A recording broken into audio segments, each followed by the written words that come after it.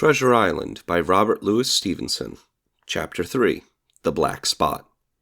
About noon I stopped at the captain's door with some cooling drinks and medicines. He was lying very much as we had left him, only a little higher, and he seemed both weak and excited. Jim, he said. You're the only one here that's worth anything, and you know I've always been good to you. Never a month but I've given you a silver fourpenny for yourself. And now you see, mate, I'm pretty low, and deserted by all. And Jim, you'll bring me one noggin of rum now, won't you, matey? The doctor, I began. But he broke in, cursing the doctor in a feeble voice but heartily. Doctors is all swabs, he said. And that doctor there, why, what do he know about seafaring men? I've been in places hot as pitch, and mates dropping round with yellow jack, and the blessed land a-heaving like the seas with earthquakes. What do the doctors know of lands like that? And I've lived on rum, I tell you. It's been meat and drink, and man and wife to me. And if I'm not to have my rum now, I'm a poor old hulk on a lee shore. My blood'll be on you, Jim, and that doctor swab. And he ran on again for a while with curses. Look, Jim, how my fingers fidges, he continued in the pleading tone. I can't keep 'em still, not I. I haven't had a drop this blessed day.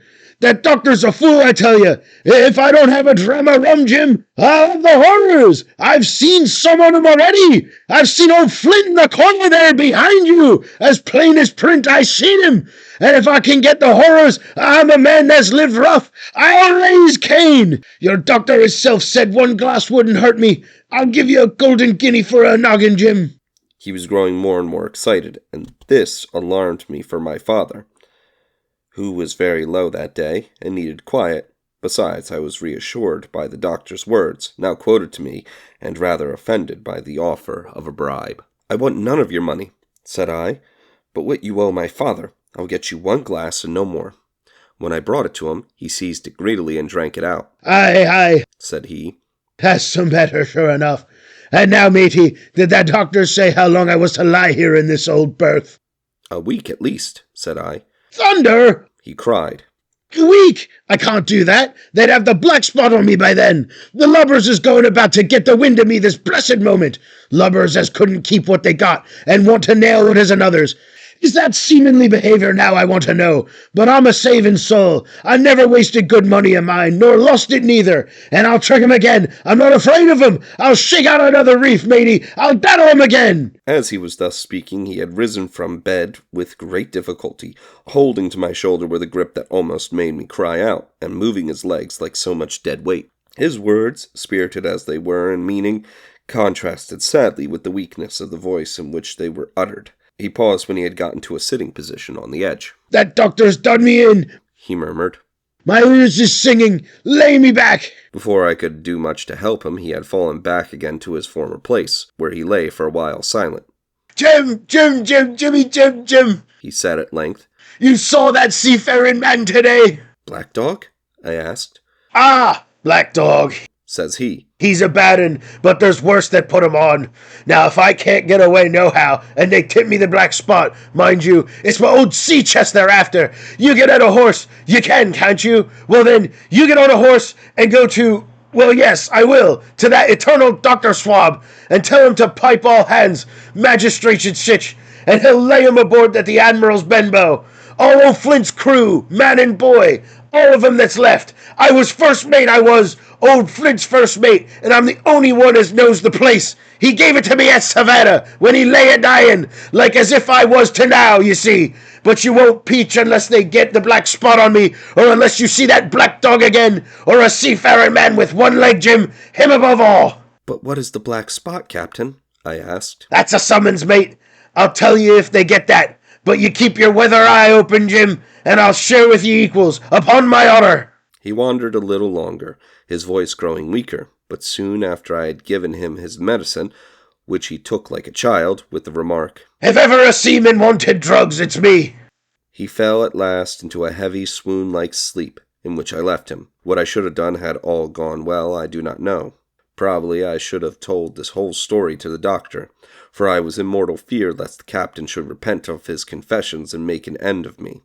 But as things fell out, my poor father died quite suddenly that evening, which put all other matters on one side. Our natural distress, the visits of the neighbors, the arranging of the funeral, and all the work of the inn to be carried on in the meanwhile, kept me so busy that I had scarcely time to think of the captain, far less to be afraid of him. He got downstairs next morning, to be sure, and had his meals as usual, though he ate little, and had more, I am afraid, than his usual supply of rum, for he helped himself out of the bar, scowling and blowing through his nose, and no one dared to cross him. On the night before the funeral he was as drunk as ever, and it was shocking, in that house of mourning, to hear him singing away at his ugly old sea-song. But weak as he was, we were all in fear of death for him, and the doctor was suddenly taken up with a case many miles away, and was never near the house after my father's death. I have said the captain was weak, and indeed he seemed rather to grow weaker and then regain his strength. He clambered up and down stairs, and went from the parlor to the bar and back again, and sometimes put his nose out of doors to smell the sea, holding on to the walls as he went for support, and breathing hard and fast like a man on a steep mountain. He never particularly addressed me, and it is my belief he had as good as forgotten his confidences, but his temper was more flighty, and, allowing for his bodily weakness, more violent than ever. He had an alarming way now, when he was drunk, of drawing his cutlass and laying it bare before him on the table. But, with all that, he minded people less, and seemed shut up in his own thoughts and rather wandering. Once, for instance, to our extreme wonder, he piped up to a different air, a kind of country love song that he must have learned in his youth before he had begun to follow the sea. So things passed until, the day after the funeral, at about 3 o'clock of a bitter, foggy, frosty afternoon, I was standing at the door for a moment full of sad thoughts about my father, when I saw someone drawing slowly near the road. He was plainly blind, for he tapped before him with a stick and wore a great green shade over his eyes and nose, and he was hunched, as if with age or weakness, and wore a huge old tattered sea cloak, with a hood, that made him appear positively deformed. I never saw in my life a more dreadful-looking figure. He stopped a little from the inn, and, raising his voice in an odd sing-song, addressed the air in front of him. "Will any kind friend inform a poor blind man who's lost his precious sight of his eyes in the gracious defence of his native country, England, and God bless King George, where or in what part of this country he may now be?" "You are at the Admiral Benbow, Black Hill Cove, my good man," said I. "I hear a voice," said he. "a young voice. Will you give me your hand, my kind young friend, and lead me in?" I held out my hand, and the horrible, soft-spoken, eyeless creature gripped it in a moment like a vice. I was so much startled that I struggled to withdraw, but the blind man pulled me close to him with a single action of his arm. "Now, boy," he said, "take me in to the captain." "Sir," said I, "upon my word, I dare not." "Oh," he sneered. "That's it. Take me in straight or I'll break your arm." And he gave it, as he spoke, a wrench that made me cry out. "Sir," said I, "it is for yourself, I mean. The captain is not what he used to be. He sits with a drawn cutlass. Another gentleman—" "Come now, march," interrupted he, and I never heard a voice so cruel and cold and ugly as that blind man's. It cowed me more than the pain, and I began to obey him at once, walking straight in at the door and towards the parlor where our sick old Buccaneer was sitting, dazed with rum. The blind man clung close to me, holding me in one iron fist, and leaning almost more of his weight on me than I could carry. "Lead me straight up to him, and when I'm in view, cry out, 'Here's your friend for you, Bill. If you don't do this, I'll do this.'" And with that he gave me a twitch that I thought would have made me faint. Between this and that, I was so utterly terrified of the blind beggar that I forgot my terror of the captain, and as I opened the parlor door, cried out the words he had ordered in a trembling voice. The poor captain raised his eyes, and at one look the rum went out of him, and left him staring sober. The expression of his face was not so much of terror as of mortal sickness. He made a movement to rise, but I do not believe he had enough force left in his body. "Now, Bill, sit where you are," said the beggar. "If I can't see, I can hear a finger stirring. Business is business. Hold out your left hand, boy. Take his left hand by the wrist and bring it near to my right." We both obeyed him to the letter, and I saw him pass something from the hollow of the hand that held his stick into the palm of the captain's, which closed upon it instantly. "And now that's done," said the blind man.